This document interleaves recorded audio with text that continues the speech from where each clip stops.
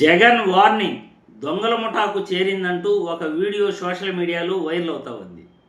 ఈ వీడియో ఏంటి, ఈ వీడియోలోని సారాంశం ఏంటి, ఎవరు దొంగల ముఠ, వాళ్ళకి ఎలా చేరింది, వాళ్ళు ఏమంటున్నారు, ఒక్కసారి సోషల్ మీడియాలో వైరల్ అవుతున్న వీడియో చూసిన తర్వాత మళ్ళీ దీనిపై మనం విశ్లేషించుకుందాం. మాది గన్ అని పేరు పెట్టండి. ఆ రోజున చేసిన రోజున మనందరం ఏమనుకున్నాం అంటే నేను కాదు, నేను అంత తేలిక తీసుకోవాలా. చాలా మంది ఏమనుకున్నారంటే నేను పిచ్చోళ్ళ ఉన్నాడు, కామెడీ చేస్తున్నాడు, ఏం మాట్లాడాలో తెలియదు మావిగా అంటున్నాడు అనుకున్నారు. బట్ కాదు, జగన్మోహన్ రెడ్డి గారు మైండ్ గేమ్ ఆడాలో ఎక్స్పర్ట్ ఆయన.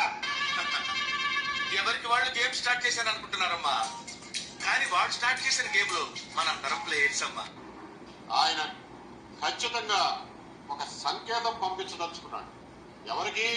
దాంట్లో కాంట్రాక్టర్లు ఎవడు అంటే ఒకడు ఈనాడు బియ్యంకుడు, ఇంకొకడు అబ్బాలసు శ్రీనివాసులు, ఇంకో బినామీ, అంత ఇల్లే. ఆ సంకేతం ఖచ్చితంగా ఇచ్చాడు. అది ఇన్వెస్టర్లకు ఖచ్చితంగా చేరిపోయింది. దాన్ని ఎవరూ ఇవాళ మార్చలేము, దాన్ని వెనక్కి తీసుకోలేము.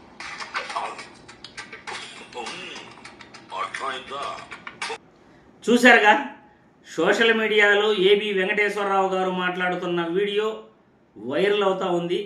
ఏబి వెంకటేశ్వరరావు గారు మాట్లాడిన మాటలు, దాని ఆంతర్యం ఏంటో కూడా మీరందరూ కూడా చూశారు. జగన్మోహన్ రెడ్డి వార్నింగ్ దొంగల ముఠాకు చేరిపోయింది అంటే ఎవరైతే కాంట్రాక్టర్లు ఉన్నారో వాళ్ళందరికీ కూడా జగన్ వార్నింగ్ అనేది ఆల్రెడీ వాళ్ళకి చేరిపోయింది. జగన్ ప్రతిపాదించిన మావి గన్, దీనిపైన జగన్మోహన్ రెడ్డి తెలిసి తెలియకే మాట్లాడలేదు. జగన్మోహన్ రెడ్డి అన్నీ ఆలోచించే ఆయన పార్లమెంట్లో బిల్లు పెట్టిన రోజే మాట్లాడాడు అంటే ఆయన స్టాండ్ ఏంటో ఆయన కరెక్ట్గానే ఆయన ఉన్నాడు. మీరే అమరావతి రాజధాని కోసం పిచ్చి పిచ్చి ప్లాన్లతో ముందుకెళ్తున్నారు. గన్నవరం ఎయిర్పోర్టు ఉండగా మళ్ళీ ఇంకో ఎయిర్పోర్ట్ అనటం అది మీ అవివేకమే అవుతుంది. మొదటి దశలో ల్యాండ్ పూలింగ్ చేసిన భూమి తీసుకున్న రైతులకు న్యాయం చేయకుండా మళ్ళీ రెండో విడత ల్యాండ్ పూలింగ్ అనటం మీ అవివేకం అవుతుంది. చంద్రబాబు నాయుడు గారు తప్పు చేస్తున్నారు అంటూ ఏబి వెంకటేశ్వరరావు గారు క్లియర్గా చెప్పడం జరిగింది. ఏబి వెంకటేశ్వరరావు గారు చెప్పిన వీడియో ఇప్పుడు సోషల్ మీడియాలో వైరల్ అవుతూ ఉంది. జగన్మోహన్ రెడ్డి ప్రతిపాదించిన మావిగన్ ప్రాంతం 4 కార్పొరేషన్లు ఉన్నాయి, 5 మెడికల్ కాలేజీలు ఉన్నాయి, జాతీయ రహదారులు ఉన్నాయి, తర్వాత అంతర్జాతీయ ఎయిర్పోర్టు గన్నవరం ఉంది. కానీ అమరావతి రాజధానిలో ఇవేమీ కూడా లేవు. అక్కడ మావిగన్ ప్రాంతంలో 1,10,00,000 మంది జనాభా నివసిస్తున్నారు. కానీ అమరావతిలో నథింగ్, అమరావతిలో జనాభా లేదు. జనాభా లేని ప్రాంతంలో రాజధాని కడతాను అని చెప్పటం అది అవివేకమే అవుతుంది. ముంపు ప్రాంతంలో రాజధానిని ఎంచుకోవటం కూడా అవివేకం అవుతుంది. శివరామకృష్ణన్ కమిటీ వద్దని రిజెక్ట్ చేసిన ప్రాంతాన్ని రాజధానిగా ఎంచుకోవటం కూడా అవివేకమే అవుతుంది. ఆ ముంపు ప్రాంతంలో ఖాళీ బీడు భూముల్లో అప్పులు తెచ్చి 2 లక్షల కోట్లు పైనే అప్పులు తెచ్చి రాజధాని కడతాను అనటం రాష్ట్ర ప్రజలపైన పెనుభారం మోపినట్లే. ప్రజాధనాన్ని ఇష్టానుసారం విచ్చలవిడిగా దుర్వినియోగం చేసినట్లే. నిర్మాణ వ్యయం రాష్ట్రం మొత్తం కూడా 2,000 రూపాయల నుండి 2,500 ఉంటే అమరావతిలో 12,000 నుండి 15,000 ఖర్చు పెడుతున్నాడు చంద్రబాబు నాయుడు.